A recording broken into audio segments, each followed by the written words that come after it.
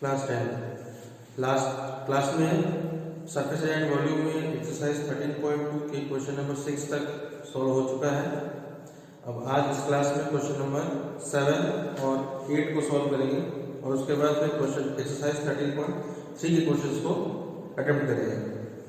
तो चलो स्टार्ट करते हैं एक्सरसाइज 13.2 क्वेश्चन नंबर 7 से।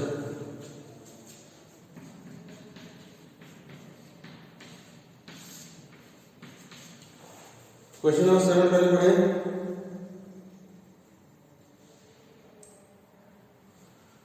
A solid consisting of a right circular cone of height 120 cm and radius 60 cm standing on a hemisphere of radius 60 cm is placed upright in a right circular cylinder full of water such that it touches the bottom. Find the volume of water left in the cylinder if the radius of the cylinder is 60 cm and its height is 180 cm.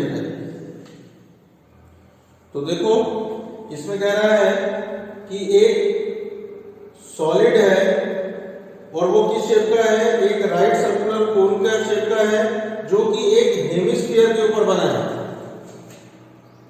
और ये जो पूरा का पूरा solid है एक cylinder के अंदर इस तरीके से रखा हुआ है कि जो हेमिस्फीयर का बॉटम है वो सिलेंडर के बॉटम को टच करता है।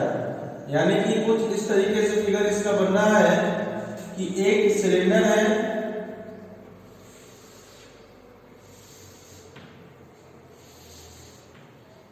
एक सिलेंडर है और सेम हाइट, सॉरी ऐसे नहीं, पूरा सॉलिड जो है वो कुछ इस टाइप का है कि हेमिस्फेरिकल शेप है और इसके ऊपर कोनिकल शेप है।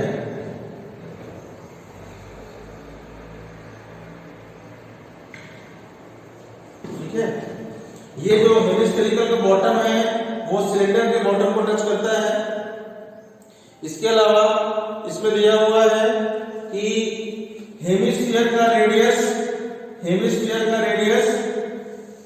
और सिलेंडर का रेडियस दोनों सेम है और वो कितना है 60 सेंटीमीटर का। सिलेंडर का रेडियस 60 सेंटीमीटर, हेमिस्फीयर का रेडियस भी 60 सेंटीमीटर और इस कोन का भी रेडियस 60 सेंटीमीटर है। इसके अलावा ये जो कोन है, कोन का हाइट 120 सेंटीमीटर है, कोन का हाइट 120 सेंटीमीटर है और इसके अलावा ये जो पूरे का पूरा सिलेंडर है इसकी हाइट है 180 सेंटीमीटर। इसका हाइट टोटल 180 सेंटीमीटर है और पहले इस सिलेंडर में पूरा का पूरा पानी भरा था, तो जब हमने इस सॉलिड को इसके अंदर रखा है तो पानी बाहर निकल गया है, ओवरफ्लो हो गया है। तो क्वेश्चन में यही पूछ रहा है कि जो पानी इसके अंदर कितना पानी बचा है, amount of water that is left inside this cylinder, ये हमें फाइंड करना है। तो ये आएगा कैसे भाई, ये इस तरीके से आएगा कि हम इस पूरे सिलेंडर के वॉल्यूम को निकालेंगे जिससे कि हमें ये पता चलेगा कि इस सिलेंडर में टोटल कितना पानी था और उसमें से हम इस सॉलिड के वॉल्यूम को कैलकुलेट करके पूरे सिलेंडर के वॉल्यूम में से सब्ट्रैक्ट कर देंगे, माइनस कर देंगे। ठीक है, तब जाके हमें इस सिलेंडर में जितना पानी बचा है वो मिल जाएगा। तो देखो सबसे पहले हम इस सिलेंडर का अगर वॉल्यूम निकालें, वॉल्यूम ऑफ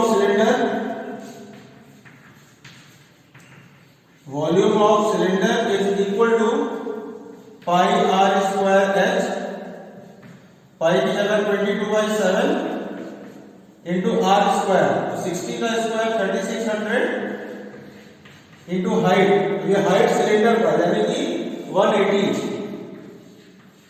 ठीक, तो अगर हम इसको डिवाइड करें तो ये कुछ आएगा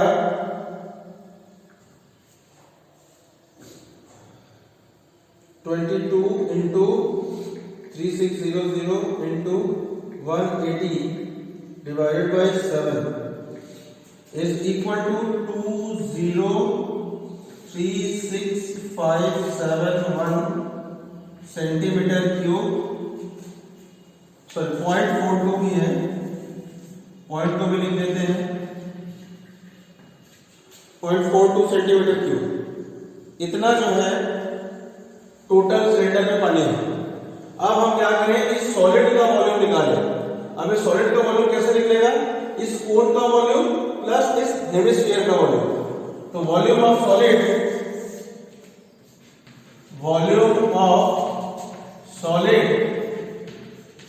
is equal to volume of cone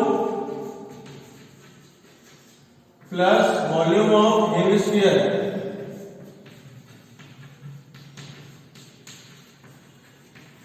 volume of cone plus volume of hemisphere, तो ये होगा 1/3 pi R square H plus volume of hemisphere 2/3 pi R cube. तो यहां से हम अगर 1/3 पाई आर स्क्वायर को कॉमन ले लें तो हमारे पास बचेगा h प्लस 2r। अब वैल्यू पुट कर दें, 1/3 पाई की जगह 22/7 इंटू रेडियस का स्क्वायर यानी कि 3600 h। अब ये h किसका है भाई, कोन का। तो कोन का हाइट कितना है हमारा 120 सेंटीमीटर। तो h की जगह हम रख दें 120 प्लस 2 इंटू आर यानी कि 2 इंटू 60, ये हो गया 120। तो अब अगर 3 से 3600 को कैंसिल करें तो 1200 बचेगा। तो 22 इंटू 1200 इंटू 120 प्लस 120 हो गया 240 अपॉन 7। अगर हम इसको कैलकुलेट कर रहे हैं 22 into 1200 into 240 divided by 7, 905,142.85 centimetre cube. ठीक है, ये आ गया। अब रिमेनिंग वाटर कितना होगा, remaining water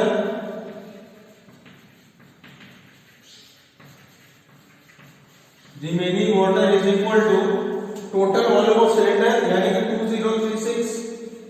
2036,571.42 minus volume of solid is equal to 905,142.85। अब अगर हम इसको सब्ट्रैक्ट करें तो ये हमारा आंसर हो जाएगा। तो देखो 2036,571.42 माइनस 905,142.85, ये कुछ इस तरीके से आएगा 1131,428.57 सेंटीमीटर क्यूब आंसर। ठीक है, ये क्वेश्चन नंबर 7 है। अब next question number 8।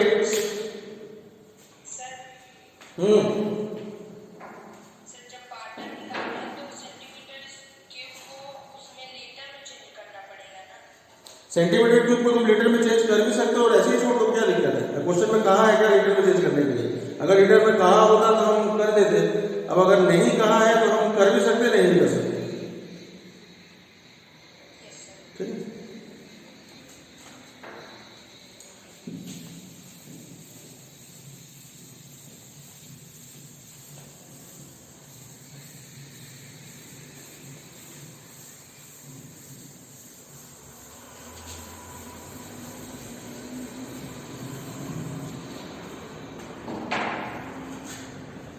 Next question, question number 8।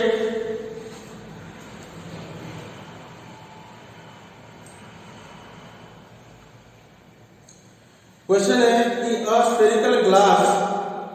a spherical glass vessel has a cylindrical neck 8 cm long, 2 cm in diameter. The diameter of the spherical part is 8.5 cm. By measuring the amount of water it holds, a child finds its volume to be 345 centimeter cube. Check whether she is correct. Taking the above as the inside measurements and pi equals to 3.14. यानी कि एक spherical glass vessel है और उसका shape कुछ इस तरीके से है। जो उसका नेक है वो सिलेंडर की शेप का है और उसके नीचे का जो पोर्शन है वो स्फेरिकल है। ठीक है। इसके अलावा इसमें दिया है जो नेक है उसका जो हाइट है वो 8 सेंटीमीटर है और इसका जो डायमीटर है वो 2 सेंटीमीटर है, यानी कि जो रेडियस होगा वो 1 सेंटीमीटर हो जाएगा, 1 सेंटीमीटर रेडियस। इसके अलावा जो ये स्फेरिकल पार्ट है इसका रेडियस दिया हुआ है 8.5 सेंटीमीटर। ठीक है। तो अब कह रहा है कि एक कोई बच्ची है, उसने इसमें टोटल कितना पानी होल्ड कर सकता है वो निकाला है और उसका आंसर आया है 345 सेंटीमीटर क्यूब। तो क्या उसका जो आंसर है वो सही है या गलत है हमें चेक करना है। तो इसके लिए हमें सिंपल इस पूरे जो वेसल है इसका वॉल्यूम निकालना पड़ेगा। तो वॉल्यूम निकालने के लिए हम क्या करेंगे, इस सिलेंड्रिकल जो नेक है इसका वॉल्यूम निकालें और इस हेमिस्फीयर का वॉल्यूम निकालें और दोनों को प्लस कर दें, जोड़ दें। स्फीयर का क्या दिया है? अच्छा, डायमीटर दिया है भाई 8.5, तो रेडियस इसका हाफ हो जाएगा, यानी कि 8.5 का आधा करेंगे कितना आएगा भाई? 4.25। तो 4.25 सेंटीमीटर इसका रेडियस हो जाएगा। तो अब हमें इसका वॉल्यूम निकालना है, सिलेंडर का वॉल्यूम प्लस इस स्फीयर का वॉल्यूम। ठीक है ना। तो amount of water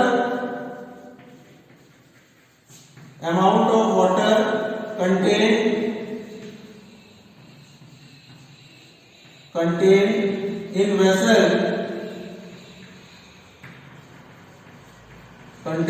vessel is equal to volume of cylinder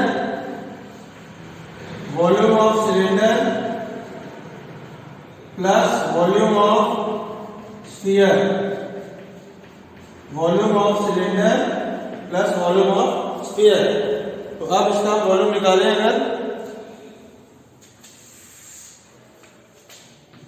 तो वॉल्यूम ऑफ सिलेंडर होता है pi R square into H plus sphere का वॉल्यूम होता है 4/3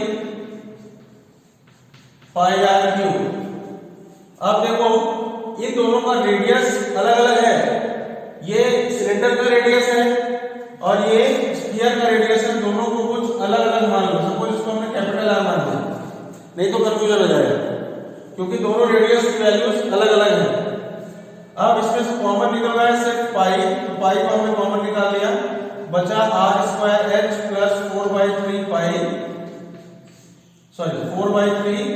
आर क्यूब, 4/3 आर क्यूब। अब वैल्यू अगर पुट करें तो पाई की जगह 3.14 इंटू आर स्क्वायर, सिलेंडर का रेडियस है जो कि 1 सेंटीमीटर है, तो 1 का स्क्वायर यानी कि 1 into height of the cylindrical neck, तो 8 plus 4/3 into R cube. R है हमारा 4.25, तो 4.25 इंटू 4.25 इंटू 4.25। ठीक है, ये हो गया हमारा वॉल्यूम। अब इसको अगर हम कैलकुलेट करें तो 3.14 1 इंटू 8 तो 8 हो गया। अब इसको अगर हम कैलकुलेट करें तो ये आएगा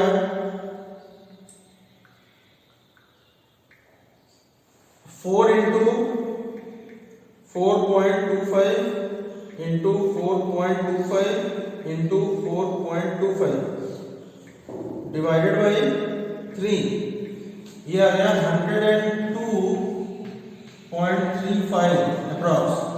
अब अगर आप इसको प्लस करें तो 3.14 ये आ जाएगा 110.35।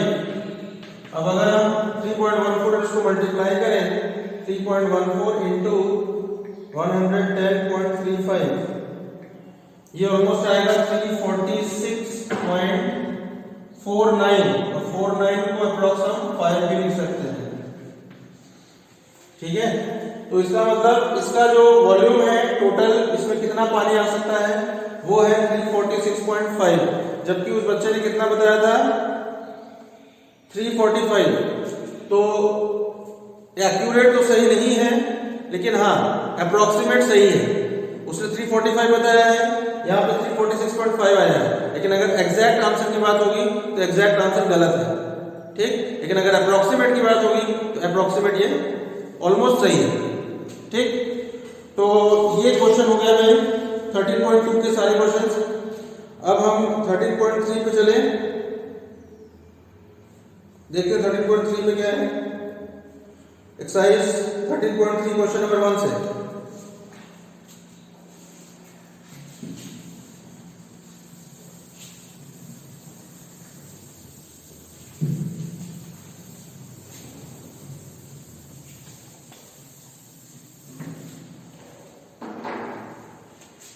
Exercise 13.3 question number 1. A metallic sphere of radius 4.2 cm is melted and recast into the shape of a cylinder of radius 6 cm. Find the height of the cylinder. अब देखो इस एक्सरसाइज में कन्वर्जन है, यानी कि एक फिगर से दूसरे फिगर में हम कन्वर्ट कर रहे हैं बस, ठीक है।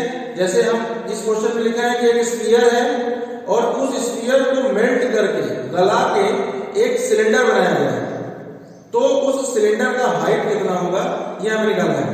तो जब भी किसी एक शेप से दूसरे शेप में चेंज किया जाता है तो हमेशा दोनों ही शेप्स के जो वॉल्यूम होते हैं वो इक्वल होते हैं। जैसे यहाँ पे स्फीयर को मेल्ट करके सिलेंडर बनाया गया, इसका मतलब जो स्फीयर का वॉल्यूम होगा वो हमारा सिलेंडर के वॉल्यूम के बराबर होगा, इक्वल होगा, ठीक है। दोनों का वॉल्यूम निकाल के दोनों को इक्वेट कर देंगे और वहां से हमें इसका हाइट पता चल जाएगा सिलेंडर का, ठीक है।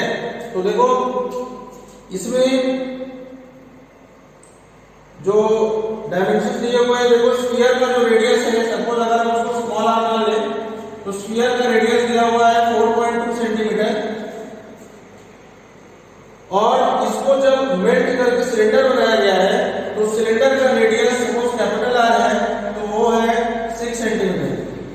तो इस सिलेंडर का हाइट बताना है, सपोज h है, इस h की वैल्यू हमें फाइंड करनी है। तो हमने बताया कि चूंकि मेल्ट करके दूसरे शेप में चेंज किया गया है तो दोनों शेप्स के जो वॉल्यूम होते हैं वो इक्वल होते हैं। इसका मतलब वॉल्यूम ऑफ सिलेंडर जो होगा वो वॉल्यूम ऑफ स्फीयर के बराबर होगा, ठीक है। तो वॉल्यूम ऑफ सिलेंडर है पाई आर स्क्वायर एच, यहां पर आर की जगह हम कैपिटल आर कर दें, pi R square H is equal to volume of sphere का फॉर्मूला 4/3 पाई आर क्यूब। देखो यहाँ पे पाई से पाई कैंसिल हो जाएगा, हमें कैपिटल एच की वैल्यू चाहिए, तो capital H is equal to 4/3 R cube, और ये जो आर स्क्वायर है उससे डिवाइड हो जाएगा, तो ये हो जाएगा 4/3 स्मॉल आर यानी कि 4.2, तो 4.2 का क्यूब, तो 4.2 को 3 बार मल्टीप्लाई करके डिवाइडेड बाय कैपिटल आर का स्क्वायर यानी कि 6 का स्क्वायर 36। 4 से अगर 36 कैंसिल करें तो 9 बार में जाएगा, फिर 3 से अगर हम कैंसिल करें तो 3 बार में, और ये 1.4 बार में। अब अगर हम फिर से इस 3 को 4.2 से डिवाइड करें, 3 से 4.2 को डिवाइड करें तो 1.4, और फिर 3 से इसको कैंसिल करेंगे तो 1.4, तो ये सिंपल आ जाएगा 1.4 का क्यूब, यानी कि हम कैलकुलेट करें 1.4 इंटू 1.4 इंटू 1.4 2.744 आंसर, यानी सिलेंडर का जो हाइट होगा वो होगा 2.744। देखो ये आंसर है क्वेश्चन नंबर 1 का। अब हो गया है तो नेक्स्ट आगे चले क्वेश्चन नंबर 2 पे।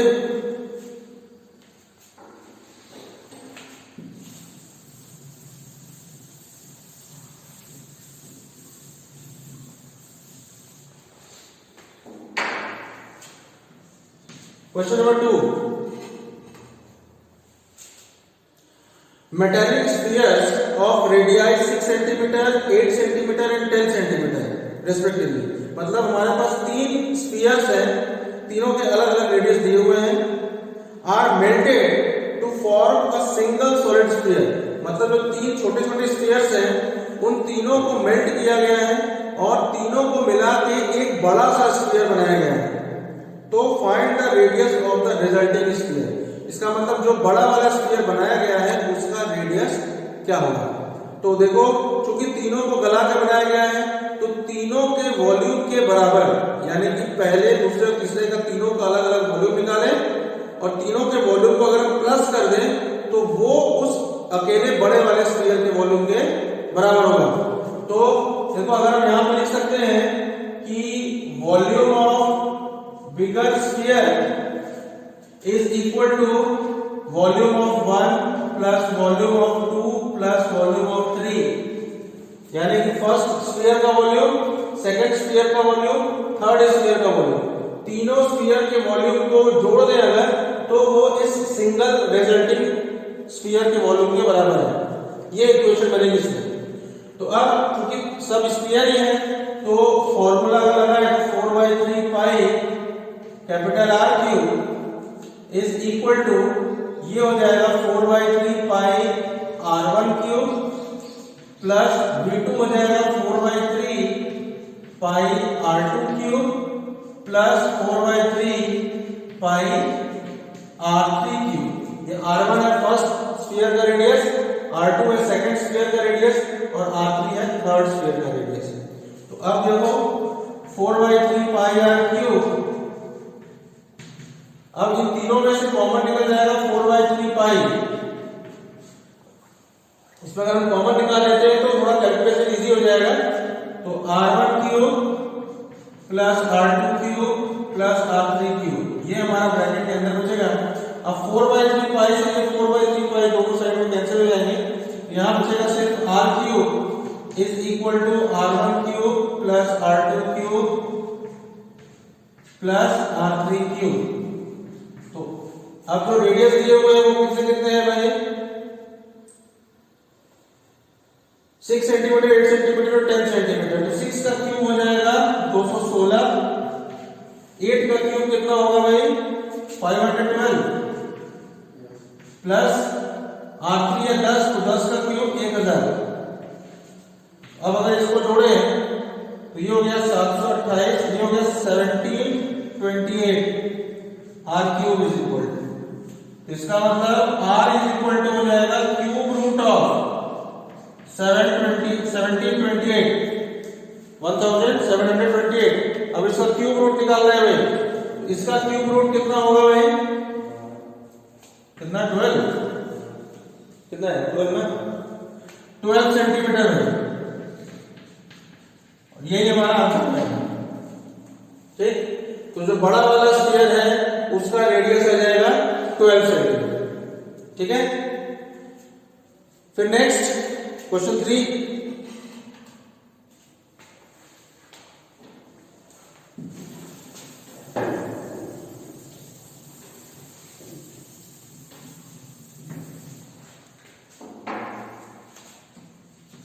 Question number 3, a 20 meter deep well with diameter 7 meter is dug and the earth from digging is evenly spread out to form a platform 22 meter by 14 meter. Find the height of the platform. तो अब इसमें देखो एक 20 metre deep well है, deep मतलब गहरा, ये कुआं है, कुएं की जो गहराई है वो 20 मीटर है और उसका डायमीटर 7 मीटर है, यानी कि रेडियस हो गया 3.5। अब उसको खोदा गया है, डग मतलब खोदना, और खोदने से जो मिट्टी निकली है is evenly, that is evenly spread out, उसके चारों तरफ इवनली फैलाया गया है उस मिट्टी को, to form a platform 22 metre by 14 metre, यानी कि जो मिट्टी फैलाई गई है उसका evenly spread out to form a platform 22 metre by 14 metre. तो उसके चारों तरफ उसको फैलाया गया है। तो find the height of the platform, उस जो प्लेटफॉर्म बनाया गया उसका हाइट क्या होगा। ठीक है, तो देखो ये जो प्लेटफॉर्म दिया है उसमें 22 मीटर बाय 14 मीटर दिया है, यानी कि ये लेंथ और ब्रेड्थ की वैल्यू दी हुई है और हमें हाइट निकालना है। ठीक, अब इसमें क्या है कि जितना मिट्टी निकाले होंगे उतने का ही प्लेटफॉर्म बनेगा। इसका मतलब जितना उस सिलेंडर का जो वेल है, एक्चुअली वेल तो हमारा सिलेंडर के शेप का होता है, तो सिलेंडर का जितना वॉल्यूम होगा उतना ही वॉल्यूम इस प्लेटफॉर्म का भी होना चाहिए। ठीक, तो volume of platform is equal to volume of cylinder. ठीक है, तो volume of platform L into B into H, ये एक क्यूबॉइड के फॉर्म का बन रहा है जिसमें ब्रेड लेंथ और ब्रेड्थ दिया हुआ है और ये हाइट हमें निकालना है। और वॉल्यूम ऑफ सिलेंडर है पाई आर स्क्वायर एच। तो अगर हम वैल्यू पुट करें तो 20 मीटर डीप वेल है, तो यानी कि h की जगह हमें 20 रखना है। डायमीटर 7 है तो रेडियस को हमें 7/2 रखना है और यहाँ पे लेंथ और ब्रेड्थ की जगह हमें रखना है 22 इंटू 14 और इंटू हाइट तो हमें निकालना है h। और इधर पाई की जगह 22/7, रेडियस है 3.5 का स्क्वायर यानी कि 3.5 इंटू 3.5 और हाइट है 20 मीटर। ठीक, तो capital H is equal to 22 into 3.5 into 3.5 into 20 upon 7 into 22 into 14 कैसे हो जाएगा। 7 से 3.5 0.5 बार में जाएगा। अब फिर 7 से 14 को हम 2 बार में कैंसिल करें और ये 0.5 बार में, फिर 2 से 20 को 10 बार में कैंसिल करें तो ये हो जाएगा 0.5 इंटू 10 5, 5 इंटू 0.5 2.5 मीटर। ये हमारा हाइट हो जाएगा। ठीक है, तो ये हो गया हमारा क्वेश्चन नंबर 3। तो इस क्लास में इतना ही रखें। एक्सरसाइज 13.3 के क्वेश्चन नंबर 3 तक। अब इसके बाद नेक्स्ट क्लास में 13.3 में क्वेश्चन नंबर 4 से स्टार्ट करेंगे। ठीक है, चलो।